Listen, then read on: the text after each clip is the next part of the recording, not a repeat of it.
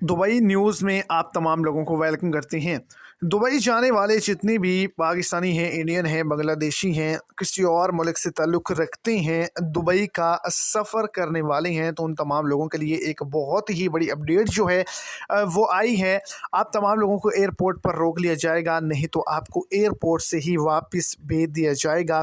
अगर आप तमाम लोग ये हरकत करते हुए पकड़े गए।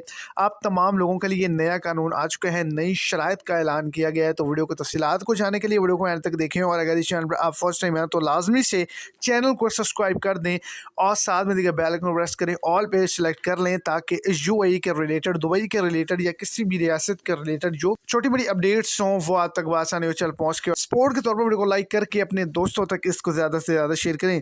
अब यह है कि करैक्टर सर्टिफिकेट बहुत ज़्यादा ज़रूरी कर दिया गया है। दूसरे नंबर पर जो है, आप जिस स्टेट का यानी कि शारजाह का अगर विजिट वीज़ा लेंगे तो आपको उसी पर जो है वो टिकट बुक करनी होगी, किसी और एयरपोर्ट पर नहीं उतर सकते। और इसके अलावा जो है वो 5000 दिरहम आपको शो मनी साथ में लेकर जाना ज़रूरी है, और जितने दिन आपका स्टे है उतने दिन होटल बुकिंग भी होना लाजमी है।